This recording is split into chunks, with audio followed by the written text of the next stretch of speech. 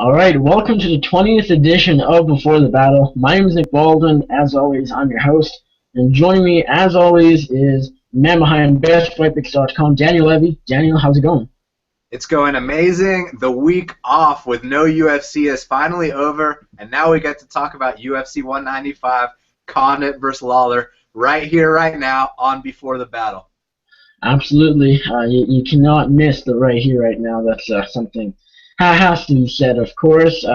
Also joining us, as always, Go Paolo, writer for Sportsnet, and today's knockout. Paolo, how's it going? How's it going? I actually enjoyed my time off. I think that a time of peace makes more violent times a little bit more refreshing. So I definitely enjoyed the time off from that perspective. Yeah, and before we get into the violent Lawler Condit card, how did you guys enjoy Christmas? Paulo, or whoever wants to start first, go ahead. Family, precious family time. I enjoyed Christmas a lot. I mean, obviously I didn't celebrate it, but Oh, right. I mean, I went to Christmas parties, wore Christmas sweaters, and just had a blast, man. I mean, I think the whole point with the season holidays is it doesn't matter if you celebrate Hanukkah or Christmas or Kwanzaa. It's just about it's a time to get together with your loved ones and have a good time and just appreciate the reason that you do things for. So I had a blast, man. I hope you guys did as well. All right, let's go back to a couple weeks back to UFC on Fox 17. We'll just quickly recap the main event. Rafael dos Anjos goes out there and absolutely starches Donald Cerrone. He was a favorite. I picked him to win, but I sure did not see him going out there and finishing Cowboy Cerrone in just, what was it, like 66 seconds. So it was absolutely amazing. Fantastic performance. Daniel, how surprised were you that he stopped Cowboy so quickly? And to just give me your thoughts on the fight. I'm not surprised that he stopped Cowboy so quickly. I mean, if you look at RDA's pressure, it's like what we were talking about last week. His pressure is just something that not a lot of guys can deal with. You know, ever since he started working with Nick on the Speed of Sport, his strength and conditioning coach, and obviously with Master Rafa, he's just taken his game to a different level. And Cowboy's a notoriously slow starter, and RDA took full advantage of that, and he just went out there and finished him. And you know, I've been high on RDA since he, took out Pettis, and now look what he did to Cowboy. And I've been high on RDA before he took out Pettis. But Paulo, what surprised you about this matchup? Did you see him going out there knocking out the Cowboy Cerrone in just over a minute? Give me your thoughts on his performance. Well, 66 seconds. I think that's a record for the division, fastest championship finish or fastest championship fight. But no, I did not see him finishing in 66 seconds the way I didn't see Conor McGregor knocking out Aldo in 13 seconds. But I did see him winning and actually won quite a fair amount by betting on Dos Anjos. And I have to thank all those people who kept betting on Cowboy Cerrone, thinking that the only reason Dos Anjos has been winning is because he's been on the juice or something else. All right, let's go to the future. UFC 195, fantastic pay-per-view card. Obviously, the main event is an early fight of the year candidate for 2016. 2 days into the new year, we could be seeing the best fight of the year. Very possible for sure. And I should mention there are some other great matchups as well. I think we're in for a great card. So let's start things off on the Fight Pass prelims with a bantamweight matchup between Joe Soto and Michinori Tanaka. Daniel, who do you like in this matchup? Well, it's unfortunate I got to talk about this fight and tell you how I really feel just for the sole fact that I do want to make a play on this fight, and I haven't done it yet because I'm waiting for a better line. But now that I'm about to tell you how I really feel, the line's going to change. But the way I really feel is that if you go back and you watch Joe Soto versus Joe Warren or Joe Soto versus Anthony Burchak, the guy kind of went down on his own. You know what I mean? He'll look for the door if things don't go his way. And when you talk about Michinori Tanaka, this guy, he bounces around like Kid Yamamoto, but he's a grappler, and he's a whiz on the ground. He's only 25 years old. And, a lot of people think that he got suspended because of steroids and that he's going to come looking different. But I got news for you guys. He got suspended because he failed a drug test for allergy meds, okay? It's quite unfortunate because he had to, give up his fight of the night bonus. But bottom line is, this guy's going to look ripped and shredded, and he's going to break Joe Soto. Interesting. Paulo, who do you like in this matchup, Tanaka or Joe Soto? I really like Tanaka for this fight. But yeah, I mean, the long layoff, but it's hard to see that. But I think he's going to win. I think he's should be a 2-1 favorite. Now, the only thing is that, yeah, as Daniel said, he got suspended for banned substances, and there's a long layoff, so there's always that unknown factor there, saying, oh, how is he going to look? But if he comes in there looking like... what? He got suspended for allergy meds. Yeah, but I mean, does everyone know that, though? No, I think... that's what happened. But not a lot of people know that, so they think that he got suspended for steroids, but he got suspended for allergy meds, dude. And it's probably because of the way he looks too. He's like very shredded and ripped. And you know how a lot of people, they're like, they see some guy who's shredded and they're like, oh, this guy's definitely on steroids. Like I know people have been saying like Sexy Yama was on steroids because he looks so shredded. But I'm telling people, a lot of Asians just have that physique where they're just so cut, man. And the thing about Tanaka is this guy is such a highly touted prospect in Japan. He's like top 3, one of their top 3 best prospects up there. And Soto, man, his chin, like we said, once it goes, it goes. And like Daniel attributed, once he starts to get once he starts to get pressured in there, like he looked for the door. So I think this is Tanaka's fight to lose. No, I'm not going to say I disagree with Daniel, say I don't believe that he was on the allergy meds. And I actually heard that. I do believe that was the case. But let's just say, kind of like Paul mentioned, he sure doesn't pass the Nowitzki smell test for that. But I'm not going to say also that he can come back looking deflated or anything like that. But I am going to go with Joe Soto because I don't mind going against you guys. It's pretty fun. But I don't know. Joe Soto, he hasn't been super impressive in the UFC. 0-2 actually. He did gain fans though in his first fight of the UFC against TJ Dillashaw when he fought for the title, of course, on like 2 days' notice, 1 day's notice, whatever. But then he comes out, gets knocked out by Burchak. I don't see Joe Soto being the next champion, but I do think he will defeat Michinori Tanaka, who is, whether it is PEDs or allergy medication or whatever, or of course sexual harassment from wherever Anderson got it from. Enhancement, not harassment. Jesus Christ. Anyways, he has been out for quite a while though, so I will say that. So for that reason, I'm going to Joe Soto by decision. Poirier Duffy, I want to go back to this in a little bit because this should be on the main card. It's a very good fight, probably one of the better fights on the card. But we'll come back to that. But next, I want to talk about Scott Holtzman taking on Drew Dober. Paulo, who do you like in this matchup? You know what? The thing about Drew Dober, I'm telling you, this guy, I don't know what to think about Drew Dober because if you look at it, he's been in weird fights, man. His win over, what's his name? Jamie Varner, which is his only UFC win. I mean, he won it because Varner knocked himself out trying to, like, throw him or suplex him or something like that.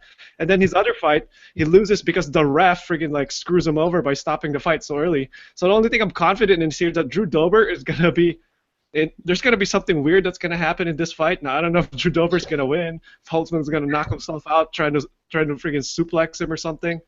But, suplex. Holtzman is coming off like what a lot of people think is a BS decision over Ramsey Nijem. So, No, you're thinking of a different guy. Holtzman just fought Chris Tadulu. You're thinking of Holbrook. Oh, crap. Holbrook. Well, there you go. I have absolutely no idea. I've been thinking about Holbrook and Holtzman. My bad. So, yeah. Based on that, I'm going to go with Drew Dober because he's the guy I know. Okay. Daniel, Holtzman or Drew Dober?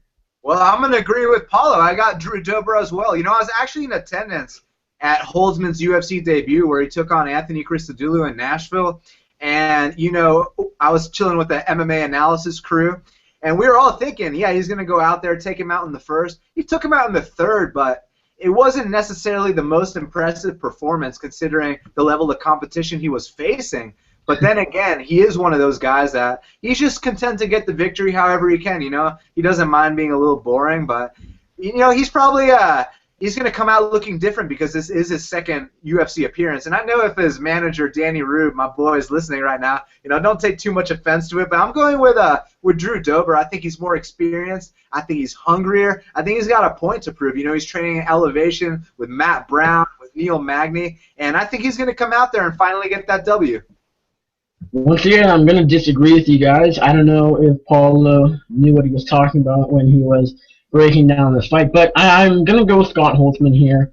I wasn't actually able to catch his debut against Christodoulou, but from the sounds of it, it was relatively impressive. Yes, it's Anthony Christodoulou that we're talking about, but it was still a dominant performance from what I heard. Should Holtzman have ended it earlier to be impressive? Maybe, whatever. It's not a big deal. I think Holtzman is the better fighter. I think he's undefeated for a reason. Drew Dober, he wins fights by breaking guys' ankles, and he just really hasn't been all that impressive as of late. Actually against Leandro Silva, he didn't actually get submitted. The dumb referee just thought he was, but whatever. Then he gets submitted quick by Efren Escudero. I don't know. I just haven't been impressed with Drew Dober. I think this is probably one of the last times we see him in the octagon. I think Holtzman's going to pick up his biggest win of his career on Saturday night with a stoppage win over Drew Dober. All right, moving on, Kyle Noke taking on Alex Morono. Alex Morono making his debut in the octagon. Kyle Noke coming in on fairly short notice. He last fought Peter Sabata a couple months back, November, UFC 193. Quick turnaround for him. Daniel, who do you like in this matchup? Yeah, Kyle's not actually coming off short notice. He's just coming off a quick turnaround. And, I expect Kyle Noke to win this fight. I looked into Alex Morono. He's a very tough guy. I do think he has a bright future. But right now, he is taking it on short notice. Obviously anything can happen. This is the UFC, and with the 4-ounce gloves, anyone can go down. And normally I would fade Kyle Noke, and I was going to, obviously, when he was fighting Kelvin, no big deal, minus 550 favorite. Not like I'm some genius predicting that. But in this specific spot, I do believe that Kyle Noke will have enough to get the victory. Paolo, are you going with Kyle Noke or the UFC newcomer in this welterweight matchup? No, I like Kyle Noke on here, especially as already known, it's a short notice fight for Morono, and statistically and historically speaking, fighters coming on a short notice don't usually end up doing as well as if they weren't on short notice. So I think Kyle Noke, he's a pretty well-rounded guy. It's still Kyle Noke, so it's hard to see him win dominantly or to see him win impressively outside of a couple of body kicks and whatnot. But yeah, no, Kyle Noke for the win. Yeah, I like Kyle Noke here as well. I did not look into Alex Morono, so props to Daniel for that. But Kyle Noke, he did impress me. Whether or not that kick would have happened every single time, he still got the W over Peter Sabata, who has looked good as of late. Typically, I would fade Kyle Noke, but since it's against a newcomer, a guy that hasn't been in the UFC, not a fantastic record of 11-3.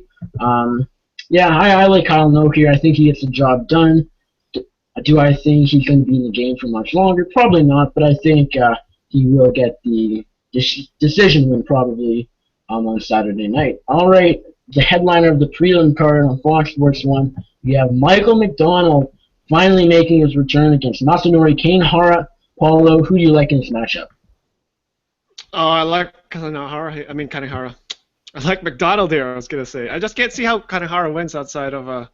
I just can't see how Kanehara wins, man. He's a very well-rounded guy. He's one of those guys. He's a veteran. He's been in there for a while. And he beat Hani Yaya controversially. And, did he beat Hani Yaya? Yeah, he beat Hani Yaya. Oh, no, he lost. No, he lost. It was controversial, yeah. See, I can hardly even remember his fights. Michael McDonald, he's minus 500.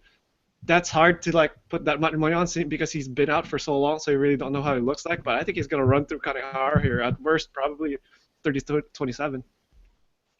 Daniel, do you like McDonald or Masanori Kanehara in this bantamweight matchup? Nick, I got some homework for you to do. Go to YouTube, type in Marlon Sandro versus Masanori Kanehara. and then 30 seconds later, tell me what you think. And, even though Michael McDonald's coming off a 2-year layoff, even though this guy punches punching bags without wrapping his hands, which, I got a lot of respect for the guy, but that's not the smartest thing. But, he gets some points in my book because, he's a German Shepherd lover. As you can see, I'm a German Shepherd lover as well. And I think Michael McDonald's going to knock him out fairly quick. Interesting. I'm not going to look up that fight this second, but Kane Hara has been relatively impressive so far in his UFC career.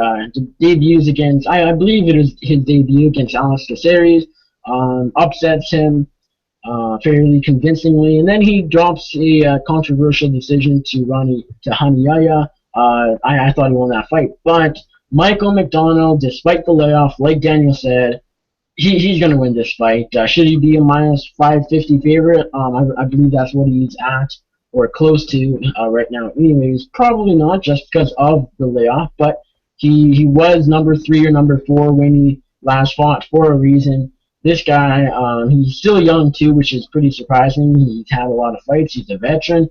I like him here a lot. I don't know if he gets the finish. It's definitely possible. If I have to pick, I'll go Michael McDonald by decision, but a dominant one. He was actually like the Sage Northcutt before there was Sage Northcutt. I remember when he was like the youngest fighter in the roster. This kid was like 19 and has been knocking guys out in the first round. I mean, he did fight Barra for that interim belt, I thought, which was, I think Barra was a huge step up in competition, but, I think he did relatively well, even against Faber too. But no, it's good for guys like him, like young guys like him, taking some time off and, maybe refining their training habits and try to get healthier. So no, that's good. Just good to see Michael McDonald back after like so long. Yes, he's a guy that I've wanted to see back in action for quite a while. I think he's a guy that will probably challenge for the belt again in his future. I wouldn't be shocked if he's the champion one day once Dillashaw's gone, Cruz, etc. I really think McDonald is one to keep your eye on. I think he was before his injuries. And I'm definitely happy that Michael McDonald is back. All right, opening fight on the pay-per-view main card. Abel Trujillo taking on Tony Sims in a very interesting lightweight matchup. Paolo, are you going with Killer here or Tony Sims? With who? Trujillo? Yeah. Oh. Yeah, you know what? Trujillo, you got to give some respect to this guy. This guy wars out there. I mean, his fight with Jamie Viner has to be one of the greatest fights ever, and not just for that year ever. That was like, honestly, like I remember everyone at the bar was like basically screaming, man. That was like the only good fight in that fight. But I just think Tony Sims is just a much better fighter right now, and Trujillo hasn't looked good lately. I mean, he lost in controversial fashion to Gleison Tibau because the ref didn't check if Trujillo was actually passed out. He just assumed he was and then stopped the fight, but he was actually still fighting to get out of that choke. But he wasn't winning that fight. I mean, I thought he was losing that fight. I mean, I want to bet Tony Sims, but, Trujillo is that guy that tries to take your head off, man, and he could connect at any time and put out Sims, but I think Sims is just in a better spot. I think he's a better fighter right now. Daniel, Trujillo or Tony Sims? This is one of those fights that either guy could get knocked out. And, Abel Trujillo, when he's on his game, he's one of the most explosive guys, and he's got very good takedown defense. I mean, unless he's fighting Khabib, where, which if anyone's fighting Khabib, it looks like they have bad takedown defense. But for the most part, this guy can keep the fight standing and very explosive, really good knockout power. With Tony Sims, he trains at Team Elevation, which you were talking about earlier, so he's going to come in with really good cardio. And I think he's a cleaner striker than Abel Trujillo. So I'm going to lean towards Abel Trujillo, but I would not be I'm going to lean towards Tony Sims, but I would not be surprised one bit if Trujillo found his chin. All right. I'm going to go with Abel Trujillo here. And like Daniel said, it's basically flip a coin and pick one side, of course. It's a very close fight. Like Daniel mentioned, Sims can knock him out easily, but so can Trujillo. I think when Trujillo is when he's at his best, I think he's probably more explosive. I think he hits a bit harder. I see him connecting on Tony Sims, and I think it's going to be lights out for Tony Sims. But like I said, it's a very close fight. Trujillo hasn't looked that good as of late, despite getting submitted, but not really submitted by Tebow. He sure wasn't winning that fight. However, this is definitely a different matchup. These guys are probably going to stand and bang until someone gets knocked out. Personally, I think that's going to be Tony Sims, but I wouldn't be surprised whatsoever if Sims can pull this off. But I will side with Eva Trujillo to get the knockout victory in this matchup. All right, moving on. Diego Brandao taking on Brian T. City Ortega. Very, very interesting featherweight matchup. I know, Daniel, you're a big fan of Ortega. Do you think he's going to win? Oh, man, my boy T. City's back in the octagon, coming off a contender for Fight of the Year. You know, prior to that, coming off a contender for Submission of the Year. And right now, he's going to come off, an award for Most Improved Fighter of the Year because, in his last fight, we said maybe his stand-up needs a little more work. And I think in this fight, he's going to show that he's really taking things to the next level. Now, with Diego Brandao, he's a super dangerous fighter, especially in that first round. This guy comes out hard, but if you notice, with guys that have been able to weather that early storm, Diego Brandao will gas. And I'm not going to say he'll look for the door because Conor McGregor is so damn good that he makes it look that easy, like Diego quit. But Diego didn't quit, man. He legit got TKO'd. But in this fight, he might have to quit in terms of tapping out because Brian T. Cities Ortega jiu-jitsu is on a different level. So, yeah, I got Ortega all day here. Paolo, are you going with Diego Brandao or Brian Ortega in this matchup? With guys like Brian Ortega, because he's so young and he's so good and he's constantly improving, it's really hard to see how fast he improves, like, from his last fight. I mean, his last fight was 3-4 months ago. I mean, for some guys, they might not have improved that much, but for young fighters like Ortega, he could be picking stuff up much at a faster rate. So he could be a completely different striker at this, man. Who knows? Maybe he'll even be able to school Brandao a little bit. Now, doing that is like, that's a tall task because that's one of Diego Brandao's strongest suits. But the other strong suit for Brandao happens to be something Ortega is better at, and that's jiu-jitsu. I mean, this guy opened such a huge cut on Thiago Tavares' head from the bottom, man. And I mean, this is Thiago Tavares. This isn't some guy he was fighting in the regional circuit. This guy, like, who's been in the UFC for so long. I mean, I think Brian Stan said that Thiago Tavares debuted in the UFC when Ortega was like a kid, like he was like 7-9 years old or something like that. That just goes to show how good Ortega is, and I think he's gonna get the job done against Brandao. He'll definitely be in a lot of tough spots. I think Brandao could even maybe hurt him a couple of times, but I think he's gonna pull through and maybe even finish Brandao late. Yeah, I completely agree with both of you here. I'm not a big fan of Diego Brandao, but if Ortega can weather the storm, I really think Ortega will begin to pull away in the second and third. I think Brandao will probably slow down a fair bit when the first bell rings, of course. If it rings, Brandao could knock him out in the first. We never know. It's MMA. Anything can happen. It's a very good possibility. However, I think Ortega will be able to weather the storm. I think he'll be able to drag the fight on to the third round. And once Brandao is gasping for air, I think Ortega will be able to grab a hold of his neck and choke him out. So I'm going with Ortega by submission, probably in the third round. All right, moving on. Just a fantastic welterweight matchup here. We have Lorenz Larkin taking on Albert Tumenov, and I can't praise this fight enough. I was very happy when this fight was announced. Daniel, are you going with the Monsoon or Einstein? This is such a good fight. I mean, I've always wanted to see Lorenz Larkin at 170 pounds, and ever since he made the drop, he's just been taking dudes out. And, this is a guy that fought at heavyweight, in Strikeforce. He fought Jean Vellante, and he's fought a bunch of other guys, and he's always had flashes of potential. He even beat Robbie Lawler at middleweight, but now he's at 170. He's in the proper weight class, and we're really seeing what this guy, has to offer because he's, he took out Santiago Ponzinibbio, who's a very good striker in his own right.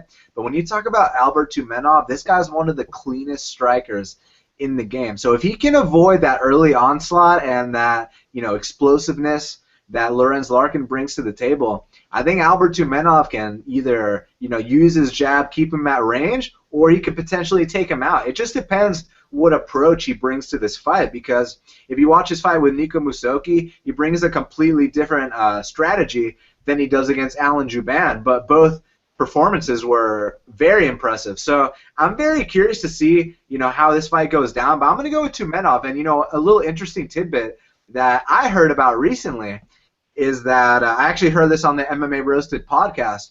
Albert Tumenov has been calling out Lorenz Larkin for a while. And, Lorenz Larkin's coaches, they've been hitting some people up for info, for past opponents of Albert Tumenov. So, it's going to be very interesting to see how this one plays out. But my official pick is Albert Einstein Tumenov. All right, Paolo, are you going with Einstein here or Lorenz Larkin for the slight upset? I'm gonna go with Tumenov, especially if they stay standing and they exchange. Then I think Tumenov's gonna win because, like Daniel said, I think he's the cleaner striker. I mean, this guy's a technician, man. I mean, he destroyed Alan Jouban, and he did that like surgically. Like he picked him apart and just found his spot and put him away. And Jouban, I mean, he's not the most iron chin fighter, but he's hard to put away because he got a lot of heart. He gets rocked a lot, but he'll come back and he'll win, like he did against Bachinski and Dwyer. But I mean, Tumenov just put him out clean, man, clean with a head kick, and he's been dusting fighters in the UFC. My only worry is from this fight being, I mean, on paper, this fight cannot be boring, but we've seen fights like that, just like Gilbert Melendez and Andy Alvarez, where both guys was just like staring each other a lot. They were getting to a clinch and try to grind each other out. So I'm thinking there might be a slight chance someone does that here, and maybe it's Larkin after he maybe slows down a bit, maybe starts getting tagged by Tumenov a little bit. Maybe he'll start to, I don't know, dirty up the fight and make it not as interesting as it could be. But I think Tumenov dusts him in maybe the second round. Now, on paper, this could probably go either way. Both guys are very, very dangerous in really every round. Larkin slows down a little bit, but that's, of course, to be expected. But I just think it is Albert Tumenov's time right now. I think he's one of those guys. We'll see him in the rankings very soon. Will he be in the rankings after this fight? Probably not, but I think he's at that level now to be a top 10 or top 15 welterweight. Lorenz Larkin has looked very good since dropping down to stoppage wins over John Howard and Santiago Ponzinibbio. But I think it is Tumenov's time. I think on paper it could go either way. I think in the first round these guys are going to throw down until someone gets clipped, and I think Tumenov will absolutely starch Lorenz Larkin in the very first round. All right, moving on. Well, I guess going down to the Fight Pass prelims, but this should be on the main card. You have Dustin the Diamond Poirier taking on Joe Irish Duffy. Very interesting featherweight, lightweight matchup. This is supposed to happen back in October in the main event of UFC Fight Night something in Dublin. Of course, Joe Duffy got hurt, or had a concussion actually. Pulled out of that fight. Poirier did not get a replacement since it was so close to the fight. A very interesting stylistic matchup. Daniel, who do you like in this fight? This is a really good fight. Obviously it should be on the main card, but I spoke with UFC senior vice president and general manager of Fight Pass, Eric Winter, earlier today, and they have a very good reason for putting this fight on Fight Pass. They're trying to grow that product, and not only that, they felt like they owed that fight to the hundreds of homes, not hundreds, the hundreds of countries, I mean, that have Fight Pass, and we're looking forward to seeing that fight. But as far as the fight itself goes, it's going to be incredible because Dustin Poirier at 155 pounds, I mean, he's almost like he's proving that point that guys that cut too much weight need to fight at their natural weight classes. You look at Robert Whittaker, he's knocking guys out. Now Dustin Poirier, he's doing the exact same thing. And in Joe Duffy's case, he is a good fighter. He's got some good boxing and some good jiu-jitsu, but he's overhyped because he beat Conor McGregor, back in the day before Conor McGregor even trained jiu-jitsu. But, Joe Duffy, he loses one fight, and then he quits the sport and goes and tries another sport for 3 years. Now he's making his comeback, and he moved countries. And he's taking on a guy who's super focused, and is going to knock him out or submit him with a Darce choke. So I got Dustin Poirier all day, and I'm surprised he's the underdog. All right, Paulo, do you like Dustin Poirier here or Irish Joe Duffy? You know what? When this fight first came out, I was thinking Joseph Duffy's got this, but now I'm happy that fight sort of got canceled because once I got the chance to like rewatch it again, I rewatched Joseph Duffy's fights when he came back because I think after he quit, when he lost to, forgot who he lost to, but when he lost that fight and then stopped the sport for like 3 years and then went into boxing, I think he's been a completely different fighter. Now I'm thinking and I'm looking at all the fights he's been, I mean all the guys he's been fighting from the boxers to the guys he beat before this, and I'm thinking none of these guys is going to go up there and bring what Poirier does. I mean, he fought, I think, Damian Lapilus, who's Taylor Lapilus' brother, I'm assuming, and that guy was running away from him for the whole fight. He was basically just like moving back the whole fight and throwing a kick or two, and then obviously Joe Duffy's going to look impressive there. And then he goes up against Jake Lindsey, who I'm surprised had 3 fights in the UFC because the UFC needed to job him 3 times, and they jobbed him to Joseph Duffy, I guess, for like his second fight. I mean, obviously, Duffy's going to knock him out. I mean, this guy tapped to heel strikes from John Tuck, I think. That's the first time I've ever seen someone tap to heel strikes. Even Brian Stan was like, whoa, my God, what the heck just happened there? I mean, this guy just tapped to heel strikes? And then the next guy he fights, Ivan Jorge, a.k.a. Batman. I don't know why that's his name. Batman, because he doesn't really do Batman justice. He should get rid of that nickname. I mean, he wasn't looking good in that fight. As a matter of fact, he was being so tentative against a guy who people were thinking he was just going to annihilate because he was such a stylistic fight for him. But, I mean, he catches him in a sub, and, I mean, he wins. But, no, I'm just thinking that, yeah, what Daniel said, he's overhyped right now. I think Dustin Poirier is going to win, and Dustin Poirier still being an underdog, bet that now because I don't think he's going to be much of an underdog come fight time. I think huge money's going to come on Poirier.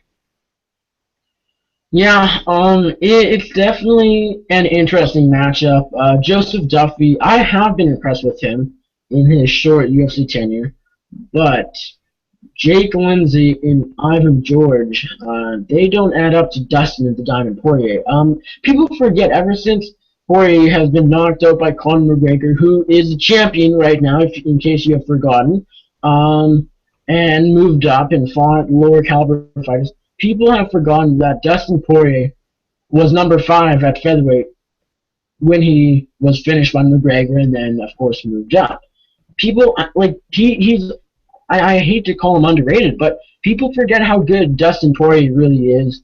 He's one of the best lightweights out there. I think he's better at lightweight because, like Daniel brought up, people like Robert Whittaker and Dustin Poirier have showed recently, you move up, you don't have to cut as much weight, and you're going to look a whole lot better. Your chin's going to be better. Just everything about you is going to be better. So, of course, I like Dustin Poirier moving up. He's looked fantastic since doing so. His competition has been super high, but it's definitely been higher than Joe Duffy's. Duffy, like I said, has been impressive, but I think he's a bit overhyped because he really has not beaten anyone. Ivan George and Jake Lindsey both are not UFC fighters anymore. So that just goes to show you that his competition sure has not been high. With that being said, he could go out there and finish Poirier, shock the world, other than the betting, like the odds makers and stuff like that. I am surprised Poirier's a sizable underdog. I think money will come in on Poirier. I think people will realize maybe Joe Duffy isn't as good as we think. But yeah, if you want to go MMA math, Duffy beats McGregor, McGregor beats Poirier. That just means Duffy starches Poirier. But MMA math doesn't work. We know that Poirier will beat Joe Duffy. Actually, I'm going to go with decision. I don't think he stops Duffy, despite Duffy having 2 UFC finishes. Poirier hasn't gone to decision for quite a while, but I think Poirier will win by decision. All right, moving on. Co-main event of UFC 195. We have Stipe Miocic taking on Andrei Arlovski in a pivotal heavyweight matchup. Paolo, are you going to Stipe Miocic here or Andrei the Pitbull Arlovski? Oh, I can't pick against Andrei Arlovski, man. I mean, this guy has been winning me money and fantasy because he was consistently an underdog, and he kept winning. I just think he's got that let's say destiny or whatever, some mythical thing right now. But I mean, Miocic is the hardest guy he's gonna fight. Obviously, I mean he's coming from like a really big beatdown of Mark Hunt. I mean nobody done that to Mark Hunt in a long time, and Miocic did that. No, but I gotta go with Arlovsky, man. I can't pick against Arlovsky. That's all. I'm not even break it down that much because I'm not gonna pick against Arlovsky. Daniel, Arlovsky or Stipe? You know, in a way, these two are very similar, except Arlovsky is a little more battle-worn. You know, he has a couple more KO losses than Stipe, but their styles are somewhat similar. But, you know, Stipe is more of like the Bisping of heavyweight. You know, he kind of hits and runs a little bit, but he knows how to win fights. He knows how to score points. This is a really tough call for me. I understand why Stipe is the favorite. He's the younger, fresher guy, so I guess I'm going to go with Stipe, but you know, if Andre goes out there and takes care of business, I'm not going to be surprised one bit. So, yeah, from a betting perspective, for those that are old enough to bet, I recommend staying away. But for myself, yeah, I'll lean with Stipe, but, you know, hopefully Andre gets a nice vintage victory here.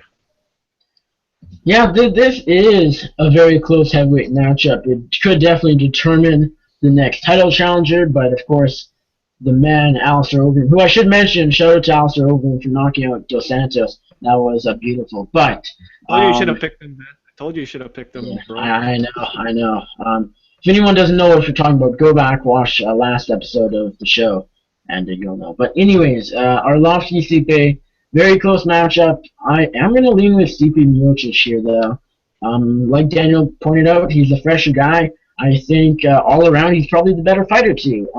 Arlovsky has looked really good in his latest UFC tenure, undefeated so far in the past few fights, but he did not look that good in his last outing. His win over Frank Mir really did not impress me whatsoever. I don't think it impressed anyone, and that's Frank Mir, who kind of was on a resurgence, but not really, because he knocked out Bigfoot, who gets knocked out by anyone not named Sol Pelele. And, of course, Todd Duffy, who, yeah, we won't even go there. But, yeah, Stipe's fresher guy. He knows how to win. Not to say Arlovsky doesn't, but yeah, Stipe is very tough. It's tough to knock him out. That Arlovsky by knockout is probably Andre's only way of winning. It would be tough to outpoint Miocic, in my opinion. I don't see Stipe getting knocked out. Arlovsky has a worse chin. Stipe by knockout could happen. He's not exactly known for knockouts. I think he's going to probably grind this one out. It's going to be kind of up against the fence, maybe on the ground a little bit. I don't think it's going to be a war that some people are expecting, that Stipe and Andre are expecting. I like Miocic by a somewhat lackluster decision. The one fight that will not be up against the fence, on the ground a little bit, lackluster decision, is the one coming up. Robbie Lawler, UFC welterweight champion, taking on Carlos Condit. This is supposed to happen back in November. Just what a fantastic title fight. Some people, like, initially when this fight was announced, people were like, oh, Carlos Condit doesn't deserve it. But, yeah, he didn't, in my opinion, either. I thought there were a few other guys more deserving. But who cares in the end? We have Lawler versus Condit for welterweight gold. Daniel, this is an early contender for Fight of the Year. I think it will be Fight of the Year 2 days into the new year. Are you going with ruthless Robbie Lawler, or the natural-born killer, Carlos Condit? Well, first of all, I have a message for all the people that say Carlos Condit doesn't deserve the title shot. All right. TJ Dillashaw, he's the champion, right? Guess who he came off a win over before he got his title shot? Mike Easton, and then prior to that, he had a loss. You know, Holly Holm, she had wins over Marion Renault and Raquel Pennington, and she got a title shot. Now she's champ. So, you know, people talking that he doesn't deserve a title shot, just don't watch the sport, because if you don't want to see Carlos Condit fight against Robbie Lawler, I mean, can I say you're an idiot? You know what I mean? Yeah, you can. These are two of the most exciting fighters in MMA history, and they're two champions in every sense of the word. You know, Robbie Lawler, he goes forward, and he always looks for a way to win. And Carlos Condit, he goes forward. He actually uses a couple more angles, but he always looks for a way to win as well. I think that Carlos Condit has more ways to win. And here's the thing, man. He's one of these guys that's taken a lot of shots, but he's never gone down. So it's a question of, will this be the first time that Carlos Condit gets knocked out? But on the flip side, Robbie Lawler, how many 5-round wars in a row has he had? Let's see. 2 against Johnny Hendricks, 1 against Matt Brown, and in July, he went 5 rounds with Rory McDonald in one of the bloodiest fights we've ever seen. So, even though I never questioned Robbie Lawler's will or his mind, I know he's a champion and a true warrior.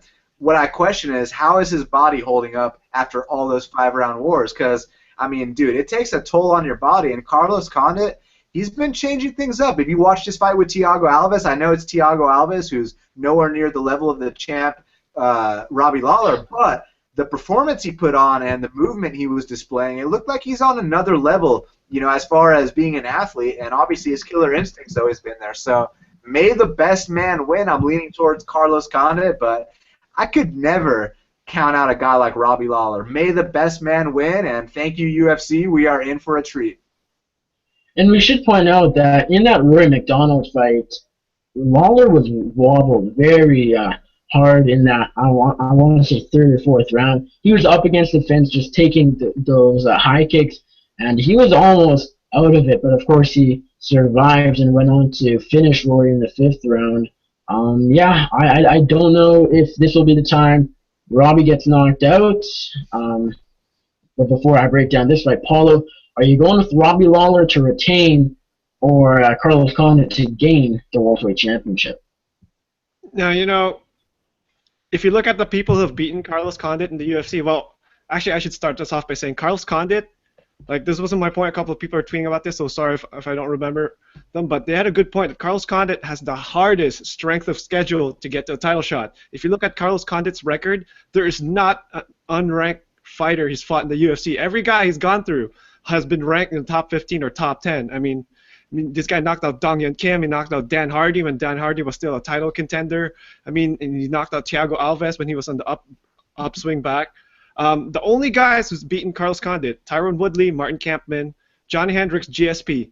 3 of those guys are very good wrestlers, and he got injured against Woodley because he was defending his explosive takedowns, and he busted his knee. Hendricks took him down a lot, won that by control at some point, but he was losing the stand-up, I'd say.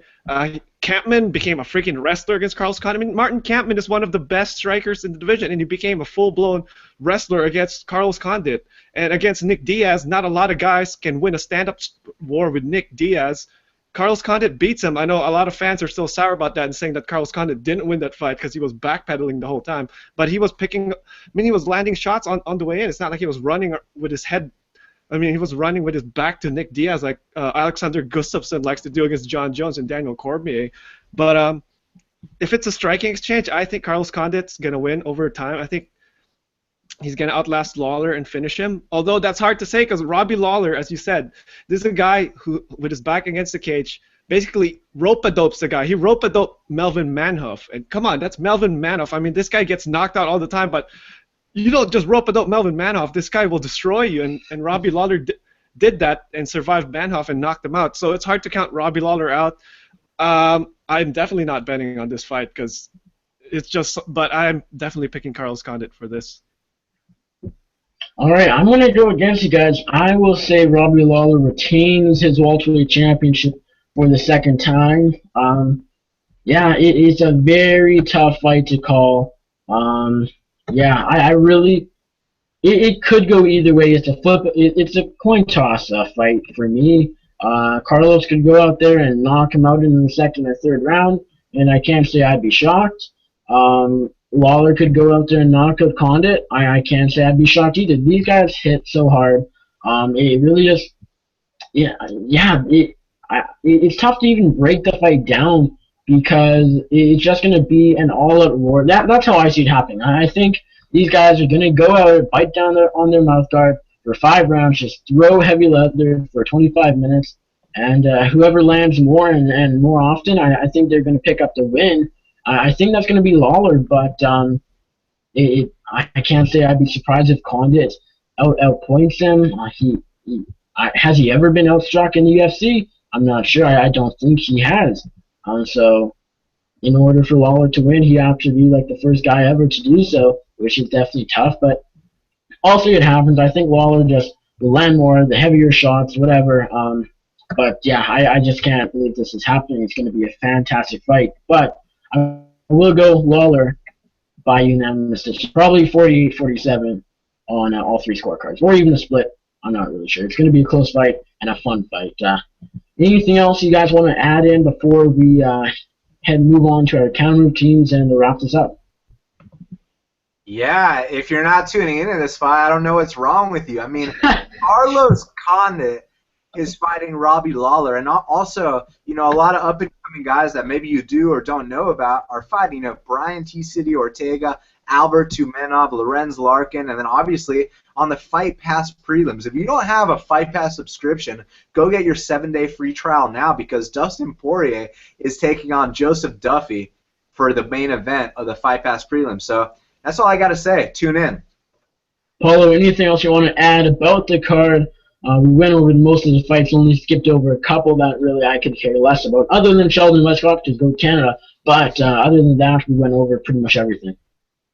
Yeah, pretty much. No, actually, Ryzen is happening tonight if you're interested. And I just figure out why it's called Ryzen, because they're bringing back all those relics from the past. I mean, Kazushi Sakuraba is going to be there. I believe Bob Sapp is going to be there. And obviously, Fyodor is going to be fighting on the Thursday's card. Not the card tonight, but on Thursday. And, I mean, I guess if you're like a Pride fan, which you probably are if you're older than Nick anyway, yeah, you should probably maybe tune in just for nostalgia's sake. But, as for me, we'll see. I mean, it's happening really late. The main event's not going to be till 5 a.m., so you're going to be one of the most hardcore if you tune into that. I'm going to tune into it, but yeah, I really don't know how it's going to go down. I like what Adam Martin, who I believe may be listening, not sure, but I like what he said about there may be a few interesting things that happen related to fights that are what's the word? Not flukes, but just fights that are fixed fights. So you never know. It's Ryzen. It's Japanese MMA.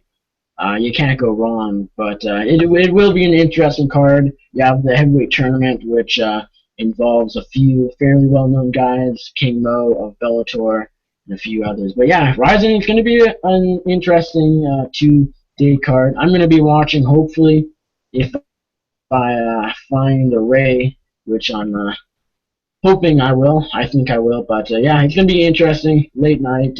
Daniel, are you going to be watching, or you're just going to, what the hell, it's Bob Sapp and Sakuraba?